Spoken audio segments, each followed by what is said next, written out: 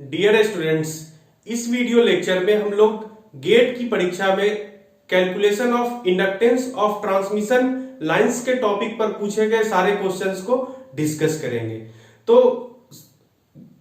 Inductance of transmission lines पर questions को discuss करने से पहले हम लोग दो तीन बेसिक फॉर्मूलाज को एक बार रिवाइज करते हैं, जो फॉर्मूला का यूज किया जाएगा कैलकुलेशन ऑफ इंडक्टेंस में। तो सबसे पहला फॉर्मूला हम लोग लेते हैं सिंगल फेज लाइन में, सिंगल फेज ट्रांसमिशन लाइन। तो जब भी हम सिंगल फेज लाइन की बात करते हैं तो सिंगल फेज लाइन का मतलब होता है कि हमारे पास एक ऑनगोइंग फॉरवर्ड कंडक्टर होगा और दूसरा यहां पर देखिए लोड कनेक्ट रहेगा और इसके बाद ये क्या होगा, हमारा रिटर्निंग कंडक्टर होगा। तो हमारे पास दो कंडक्टर्स होता है, इस कंडक्टर का नाम ए रख रहे हैं, इस कंडक्टर का नाम बी रख रहे हैं। यहां पर हम सप्लाई दे रहे थे Vs। तो यहां पर देखिए इस कंडक्टर का इंडक्टेंस La होगा, इस कंडक्टर का इंडक्टेंस Lb। अब हमने देखा था, कैलकुलेट किया था कि La और Lb दोनों इक्वल था क्योंकि हमने दोनों कंडक्टर का रेडियस सेम लिया था। तो अब जब हम इंडक्टेंस का कैलकुलेट करते हैं इंडक्टेंस को, तो इंडक्टेंस का फॉर्मूला हमें होता है एक फेज कंडक्टर का इंडक्टेंस होगा La equal to 0.2 ln d upon r dash henry milli henry per metre per kilometre. 0.2 ln d upon r dash milli henry per kilometre. अब जब कोई इंडक्टेंस ऑफ सर्किट पूछ रहा है, यानी जब टोटल इंडक्टेंस आपको पूछा जा रहा है, तो टोटल इंडक्टेंस में देखिए ये इंडक्टर प्लस ये इंडक्टर, ये दोनों एक दूसरे के साथ सीरीज में कनेक्ट हो जाता है। तो जब हम टोटल इंडक्टेंस की बात करेंगे L टोटल, तो ये टोटल इंडक्टेंस हमें क्या मिलता है, इसका ट्वाइस, क्योंकि La और Lb दोनों बराबर है। तो यहां पर हमें मिलता है 0.4 ln d upon r dash milli henry per kilometre. तो हम लोगों को इन दोनों फॉर्मूला को यूज करते समय इस बात को ध्यान में रखना है कि हमें इंडक्टेंस एक फेज का पूछा जा रहा है या टोटल सर्किट का इंडक्टेंस पूछा जा रहा है। क्लियर। नेक्स्ट है हमारा थ्री फेज लाइन। तो जब हम थ्री फेज लाइन की बात करते हैं तो थ्री फेज लाइन में हमें फॉर्मूला मिला था इंडक्टेंस का L थ्री फेज यानी पर फेज का इंडक्टेंस 0.2 ln, ऊपर मिला था GMD divided by GMR, GMD divided by GMR। यहां पर GMD क्या था, GMD हमने देखा था 0.2 ln। GMD का मतलब था जैसे हमारे पास तीन कंडक्टर्स हैं, तीनों अनइक्वली स्पेस्ड है, यानी कि इक्वल डिस्टेंस पर स्पेसिंग नहीं है, 3 डिवाइडेड बाय GMR। यहां पर क्या था, R dash radius of the conductor into 0.7788। तो ये था हमारा थ्री फेज लाइन का फॉर्मूला। नेक्स्ट हम लोग जब बंडल्ड कंडक्टर्स का फॉर्मूला देखे थे, बंडल्ड कंडक्टर्स का, तो बंडल कंडक्टर्स में हमने देखा था inductance L is equal to 0.2 ln GMD upon GMR। तो यहां पर हमने देखा था जब हमें GMD कैलकुलेट करना था तो GMD के लिए हमने क्या किए थे, सारे जितने भी डिस्टेंसेस था सबका ज्योमेट्रिक मीन निकाल लिए थे। और सिमिलरली GMR के लिए हमने क्या किया था कि एक कंडक्टर हमारा, सपोज ये कंडक्टर हमारा R डैश था, इसका रेडियस R डैश है, इसके साथ दूसरा कंडक्टर D12 D13, इस तरह से डिफरेंट कंडक्टर्स को लिए थे, उसको मल्टीप्लाई किए थे और to the power 1 by number of conductor का स्क्वायर था। तो ये हमारा इंडक्टेंस का फॉर्मूला आता है। तो अब हम लोग न्यूमेरिकल क्वेश्चंस पर चलते हैं, जो क्वेश्चंस गेट के परीक्षा में अभी तक इंडक्टेंस, कैलकुलेशन ऑफ इंडक्टेंस पर पूछा गया है। तो सबसे पहला क्वेश्चन एक लेते हैं गेट के एग्जाम का, एकदम बेसिक क्वेश्चन है। क्वेश्चन दिया गया था, ये क्वेश्चन पूछा गया था गेट 2002 में। यहां पर दिया गया है हमें 2 wire single phase 2 wire line composed of solid round conductors. Solid round conductors है, सिंगल फेज 2 वायर लाइन है, सिंगल फेज 2 वायर लाइन है। गेट 2002 में पूछा गया था 1 मार्क का क्वेश्चन। तो यहां पर दिया गया है radius 0.25 centimetre and distance between the two conductors, यानी यहां पर इन दोनों के बीच का डिस्टेंस दिया गया है d equal to 1 metre.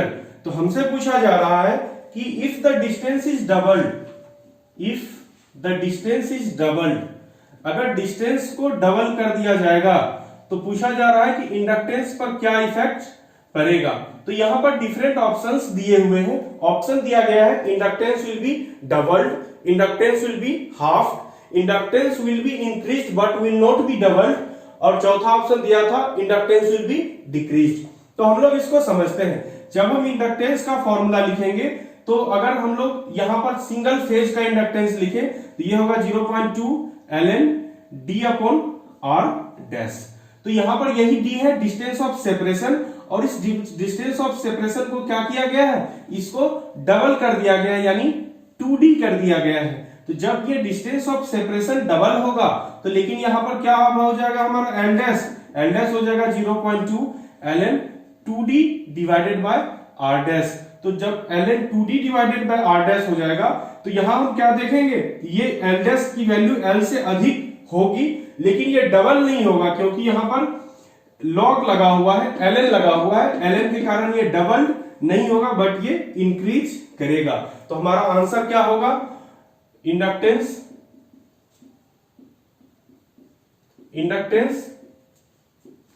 Will be increased but not doubled, ये डबल नहीं होगा लेकिन इंडक्टेंस इंक्रीज करेगा। ये रहा हमारा सॉल्यूशन पहला क्वेश्चन का। नेक्स्ट क्वेश्चन हम लोग डिस्कस करते हैं। Second question asked in GATE 1999 में क्वेश्चन पूछा गया था। तो गेट 99 में देखते हैं क्या क्वेश्चन था। क्वेश्चन था गेट 99। क्वेश्चन दिया गया हमारा, a single phase overhead line having solid copper conductors of diameter 1 centimetre. यहां पर दिया गया है डायमीटर ऑफ कंडक्टर दिया गया है 1 सेंटीमीटर। तो जब डायमीटर हमारा 1 सेंटीमीटर है तो रेडियस क्या होगा 0.5 सेंटीमीटर। और दिया गया है दूसरा, and spaced 60 centimetre between the centres. और दूसरा दिया गया यहां पर दोनों कंडक्टर्स के बीच का स्पेसिंग दिया गया हमें, ये स्पेसिंग है 60 centimetre. This spacing is 60 centimetre. तो पूछा जा रहा है inductance in milli henry per kilometre. They are asking the inductance in milli henry per kilometre. तो यहां पर देखिए क्या लिखा गया है, सिंगल फेज ओवरहेड लाइन दिया गया है, हैविंग दीज वैल्यूज दिया गया है। They are asking you inductance in milli henry per kilometre, inductance in milli henry per kilometre. तो milli henry per kilometre inductance को हम लोग कैसे कैलकुलेट करेंगे देखते हैं। यहां पर देखिए इंडक्टेंस का फॉर्मूला, तो यानी यहां पर पूछा जा रहा है हमें एक फेज का इंडक्टेंस पूछा जा रहा है। यहां पर एक फेज का इंडक्टेंस पूछा जा रहा है, इस कंडक्टर का इंडक्टेंस बताइए। तो यहां पर फॉर्मूला जो हम लोग अप्लाई करेंगे तो हम लोग जो इंडक्टेंस होगा वो internal flux linkage plus external flux linkage के कारण होता है। तो इंटरनल के कारण एक कंडक्टर का क्या होगा, mu naught divided by 8 pi, mu naught divided by 8 pi plus mu naught divided by 2 pi ln d upon r dash, ln d upon r dash. Clear? तो ln d अपॉन r यहां पर होगा क्योंकि यहां पर हम लोग internal के लिए अलग से लिए हैं, ये हमारा एक्सटर्नल के लिए लिख रहे हैं। हम ऐसा एक्सप्रेशन इसलिए लिख रहे हैं क्योंकि जो ऑप्शंस चारों दिए गए हैं, ऑप्शंस में कुछ इसी तरह के ऑप्शंस दिए गए हैं। तो म्यू नोट डिवाइडेड बाय 8 पाई है, तो म्यू नोट डिवाइडेड बाय 8 पाई को हम क्या लिखेंगे, म्यू नोट डिवाइडेड बाय 8 पाई को हम क्या लिखेंगे, म्यू नोट डिवाइडेड बाय 4 पाई होता है 1 into 10 to the power -7। तो ये हो जाएगा हमारा 0.5 into 10 to the power -7 plus इस वैल्यू को अगर हम लिखें तो ये हो जाएगा 4 म्यू नोट बाय 4 पाई होता है हमारा 1 into 10 to the power -7। तो ये है म्यू नोट डिवाइडेड बाय 2 पाई, तो ये होगा 2 into 10 to the power 7 ln d by r। तो आगे अगर हम मिली हेनरी पर किलोमीटर में लिखें, this will B Henry per metre, तो मिली हेनरी पर किलोमीटर में लिखेंगे तो इसे क्या लिखेंगे 0.05 प्लस 0.2 ln d की वैल्यू है 60 सेंटीमीटर, दोनों सेंटीमीटर में दिया गया है तो हम इसे सेंटीमीटर में ही रखते हैं, हमें यूनिट कन्वर्ट नहीं करना है। Divided by 0.5 milli henry per kilometre, milli henry per kilometre. तो यही हमारा करेक्ट आंसर था गेट 1999 में ये क्वेश्चन पूछा गया था 2 मार्क्स का। तो आप देख सकते हैं कितनी आसानी से इस क्वेश्चन को सॉल्व किया गया। अब थर्ड क्वेश्चन देखते हैं। एक और क्वेश्चन गेट की परीक्षा में इस टॉपिक से पूछा गया था, उसको हम लोग डिस्कस करते हैं आगे। हमारा नेक्स्ट क्वेश्चन है, दिया गया है गेट 2001 में, और ये 2 मार्क्स का क्वेश्चन है, गेट 2001 फॉर 2 मार्क्स। तो इस क्वेश्चन में देखिए क्या दिया गया है, यहां पर हमें दिया गया है ट्रांसमिशन लाइन है, सिंगल फेज 2 वायर लाइन है, single phase 2 wire line, single phase 2 wire line. इसमें दिया गया हमें length of the transmission line दिया गया है 10 किलोमीटर, 10 किलोमीटर लाइन की लंबाई है। डिस्टेंस बिटवीन द कंडक्टर दिया गया है 1.5 मीटर, और रेडियस ऑफ द कंडक्टर्स दिया गया है 0.5 centimetre. Radius of the conductor 0.5 centimetre दिया गया है। तो आपसे पूछा जा रहा है यहां पर कि find the inductance of the circuit. तो जब इंडक्टेंस ऑफ द सर्किट हमें पूछा जा रहा है तो इंडक्टेंस ऑफ द सर्किट में हम क्या करेंगे, इंडक्टेंस ऑफ सर्किट का मतलब La प्लस Lb होगा। तो La प्लस Lb इसका मतलब यहां पर 0.4 वाला फॉर्मूला हम यूज करेंगे। तो इंडक्टेंस ऑफ सर्किट अगर हम लिखें, it will be equal to 0.4 ln d upon r dash, 0.4 ln d upon r dash milli henry per kilometre, milli henry per kilometre. तो यहां से हमें मिलेगा 0.4 ln d की वैल्यू हम लिखते हैं as it is, d equal to हमें दिया गया है 1.5 मीटर, तो ये हमारा 1.5 मीटर लिखते हैं, डिवाइडेड बाय r डैश। तो यहां पर देखिए r दिया गया है, r डैश लिखने के लिए 0.7788 इंटू r डैश यानी 0.5, ये सेंटीमीटर में है, इसे मीटर में कन्वर्ट करने के लिए 10 टू द पावर -2 करेंगे, ये होगा मिली henry per kilometre.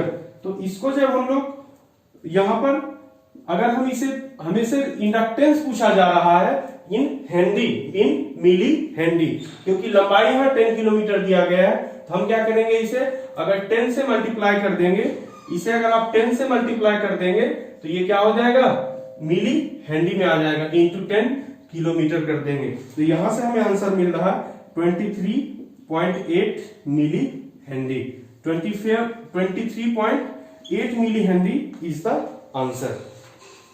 This is the final answer. Clear? फिर नेक्स्ट क्वेश्चन डिस्कस करते हैं, गेट 2015 में पूछा गया था, और इसका 1-2 क्वेश्चन के अलावा बाकी सारा क्वेश्चंस 2 मार्क्स का क्वेश्चंस पूछा गया है इस टॉपिक से, और बहुत सारे सवाल इस टॉपिक से अभी तक गेट की परीक्षा में पूछे गए हैं। तो नेक्स्ट क्वेश्चन डिस्कस करते हैं, गेट 2015 में पूछा गया है। लिखा हुआ है, a composite conductor consists of 3 conductors of radius r each, यानी एक डायग्राम हमें दिया गया है कंपोजिट कंडक्टर का। ये देखिए यहां पर बतलाया जा रहा है तीनों कंडक्टर का रेडियस r दिया गया है, और हमें एक डिस्टेंस ये दिया गया है सेंटर से, ये डिस्टेंस है 3r। बाकी इन दोनों डिस्टेंस के बारे में कोई जानकारी नहीं दी गई है, लेकिन आप देख सकते हैं यहां दिया गया है एंगल, ये एंगल क्या है, ये एंगल बतलाया गया है 60 डिग्री है, और ये भी एंगल बतलाया गया है 60 डिग्री है। तो जब ये एंगल 60 डिग्री है, ये एंगल 60 डिग्री है, तो ये भी क्या होगा 60 डिग्री। तो जब ये भी 60 डिग्री होगा तो हम कह सकते हैं कि यहां पर हमारा क्या है 3r, अगर ये डिस्टेंस है, ये तीनों इक्विलेटरल, ये कंप्लीट ट्रायंगल क्या होगा, इक्विलेटरल ट्रायंगल होगा, तीनों साइड्स इक्वल होगा, ये भी 3r हो जाएगा, ये भी 3r हो जाएगा। क्लियर, तीनों का रेडियस r है। तो पूछा जा रहा है कि the conductors are arranged below, the GMR is in centimetre हमें दिया गया है। इस जीएमआर को देखिए, ये जीएमआर हमें दिया गया है, given that GMR equal to K into R, GMR equal to K into R। तो आपसे पूछा क्या जा रहा है, the value of K is what, value of K आपसे पूछा जा रहा है। तो हम लोग इसको कैसे सॉल्व करते हैं, तो देखिए GMR का अगर सिर्फ फॉर्मूला देखें तो GMR इस कंपोजिट कंडक्टर का GMR क्या होगा, GMR के लिए शॉर्टकट हम अप्लाई करते हैं। इस कंडक्टर से अगर हम स्टार्ट करें तो इस कंडक्टर से अगर स्टार्ट करें तो क्या होगा, ये कंडक्टर 1 है, 2 है, 3 है, तो हम लोग क्या लिखेंगे, D11, D12, D13 to the power 1/3। तो यहां पर D11 के जगह क्या लिखा जाएगा, D11 के जगह R डैश लिखा जाएगा, तो यहां पर R डैश लिख रहे हैं। दूसरा D12 की वैल्यू है हमें D12 3R है, इंटू D13 भी क्या है, 3R है। अब हम लोग R डैश को क्या लिखेंगे, R डैश को हम लिखेंगे 0.7788 into R into 3R into 3R to the power 1/3। तो जब हम यहां से कैलकुलेट करेंगे तो ये देखिए 0.7788 into 3 to the power 1/3 into R हो जाएगा। तो वहां से हमें मिल रहा है 1.912 R, 1.912 R मिल रहा है, and this is equal to KR। तो यहां से हमें क्या आंसर मिलेगा, यहां से हमें मिल गया K इक्वल टू 1.912। देख रहे हैं कितना सिंपल क्वेश्चन गेट 2015 में 2 मार्क्स का पूछा गया था इस टॉपिक से। क्लियर, नेक्स्ट हम लोग फिर एक क्वेश्चन डिस्कस करते हैं जो गेट 2016 में पूछा गया था 2 मार्क्स के लिए, कैलकुलेशन ऑफ इंडक्टेंस से। इस क्वेश्चन को हम लोग डिस्कस करते हैं। हमें दिया गया है a single phase transmission line has 2 conductors of radius 10 millimetre each. Question है गेट 2016 में दिया गया है a single phase transmission line has 2 conductors of radius 10 millimetre each. 2 conductor दिया गया है, इसका रेडियस क्या है, R इक्वल टू 10 mm, इसका भी रेडियस क्या है, R equal to 10 mm। Clear, आगे दिया गया है these are placed on horizontal plane and are 1 metre apart, यानी इसके बीच का डिस्टेंस ऑफ सेपरेशन दिया गया है 1 मीटर। अब बोला जा रहा है कि this is now converted to a 3 phase line having 1 more conductor of same radius and at a distance d from 2 conductors.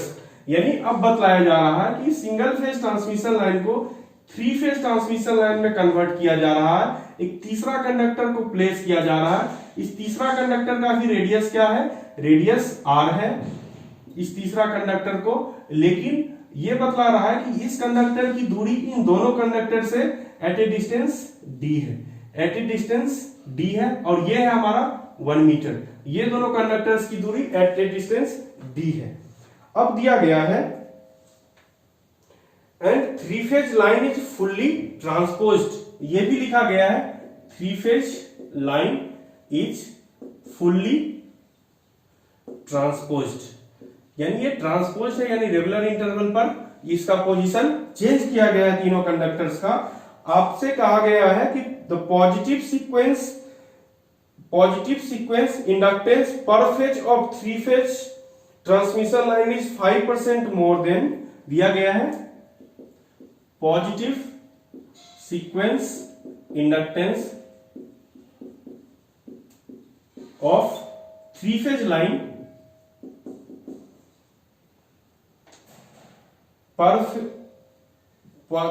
ये है पॉजिटिव सीक्वेंस इंडक्टेंस पर phase of 3 phase line is 5% more than that of per phase inductance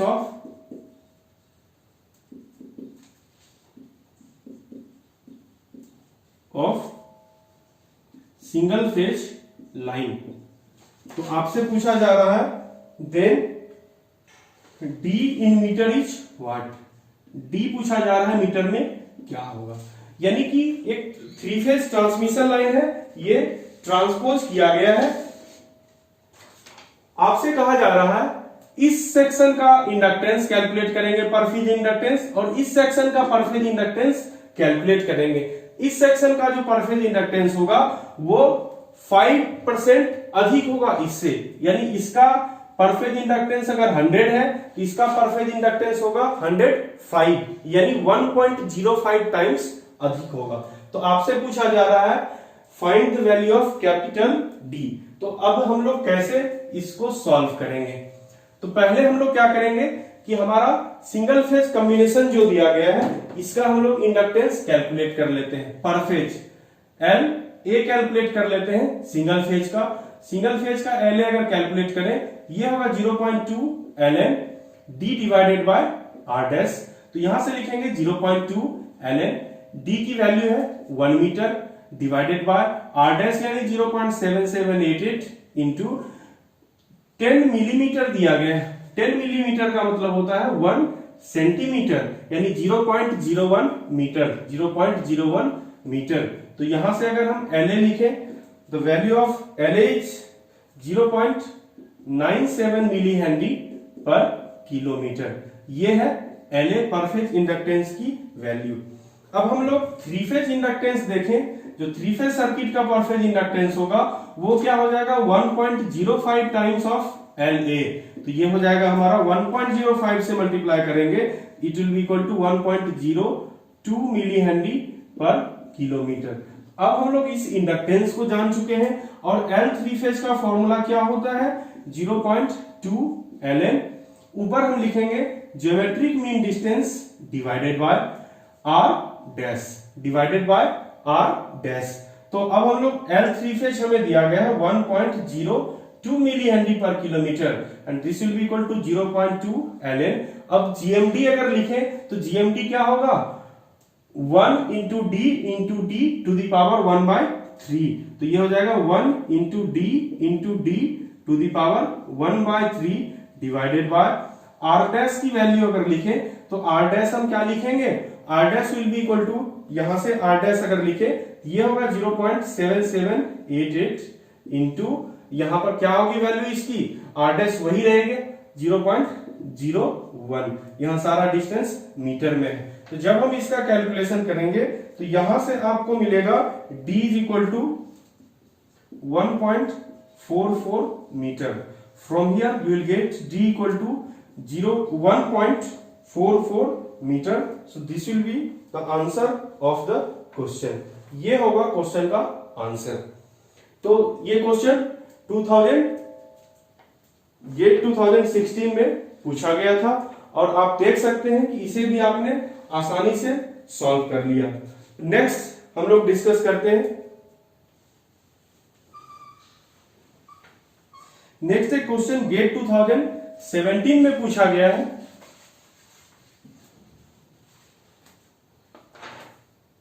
gate 2017 में दिया गया है एक question, ये भी 2 मार्क्स का है। गेट 2017 इसमें दिया गया 3 फेज 50 हर्ट्ज ट्रांसमिशन लाइन। एक 3 फेज 50 हर्ट्ज ट्रांसमिशन लाइन, इसकी फ्रीक्वेंसी भी दी गई है, ट्रांसमिशन लाइन है। यहां पर ओरिएंटेशन दिया गया है कंडक्टर्स का इस तरह से A B C, डिस्टेंस दिया गया है 1 मीटर 1 मीटर 1 मीटर, यानी इक्वली स्पेस्ड है। दिया गया है GMR of each conductor is 0.01 metre दिया गया है। GMR सारे कंडक्टर्स का GMR क्या है 0.01 मीटर। यहां पर आप ध्यान से देखिए और हमें क्या सिंपली पूछा जा रहा है magnitude of positive sequence reactance in ohm per kilometre. आपसे पूछा जा रहा है magnitude of positive sequence reactance in ohm per kilometre. ध्यान से देखिएगा ओम पर किलोमीटर आपको रिएक्टेंस की वैल्यू आपसे पूछ रहा है। तो हम इसे सॉल्व कैसे करें? हम क्या करेंगे, सबसे पहले इंडक्टेंस कैलकुलेट करेंगे। तो इंडक्टेंस अगर हम देखें तो इंडक्टेंस क्या होगा, इसका formula 0.2 ln GMD upon GMR। तो यहां पर देखिए जब फॉर्मूला लिखेंगे 0.2 ln GMD 1 metre 1 into 1 into 1 यानी क्या हो जाएगा 1 डिवाइडेड बाय GMR। यहां पर देखिए ऑलरेडी R डैश की वैल्यू दी गई है 0.01, तो यहां पर हमें 0.7788 के फैक्टर से मल्टीप्लाई नहीं करना है क्योंकि ऑलरेडी हमें GMR दिया गया है। तो इसी चीज को यहां पर बस ध्यान में रखना था। यहां से हम L की वैल्यू कैलकुलेट कर लेंगे। L हमें मिल रहा है 0.921 मिली हेनरी पर किलोमीटर, 0.921 मिली हेनरी पर किलोमीटर। तो जब हम एक्सएल कैलकुलेट करेंगे, एक्सएल क्या हो जाएगा ओमेगा इंटू एल। तो यहां पर ओमेगा अगर लिखे तो ओमेगा इंटू एल करेंगे तो यहां पर देखिए ओमेगा क्या है 314.14, 2 पाई एफ जब करेंगे तो ये मिलेगा 314.14 50 हर्ट्ज फ्रीक्वेंसी के लिए इंटू एल। एल की वैल्यू क्या है 0.921 मिली हेनरी है, तो 0.921 इंटू 10 टू द पावर -3 हो जाएगा। अब यूनिट हो जाएगा ओम पर किलोमीटर। तो from here you get it is equal to 0.289 ohm per kilometre. 0.289 ohm per kilometre is the answer of this question.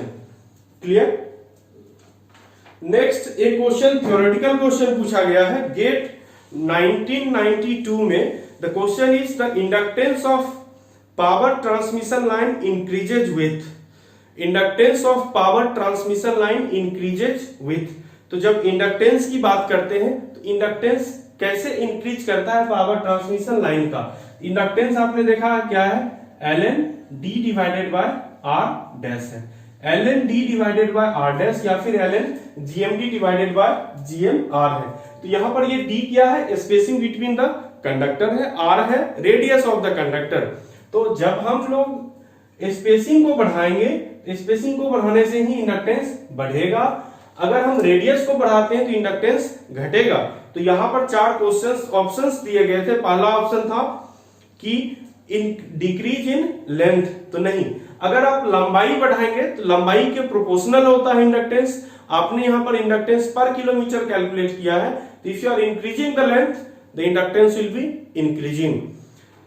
तो सेकेंड ऑप्शन दिया गया था इंक्रीजिंग कंडक्टर डायमीटर, तो वो भी नहीं होगा because if you are increasing conductor diameter your inductance will be decreased.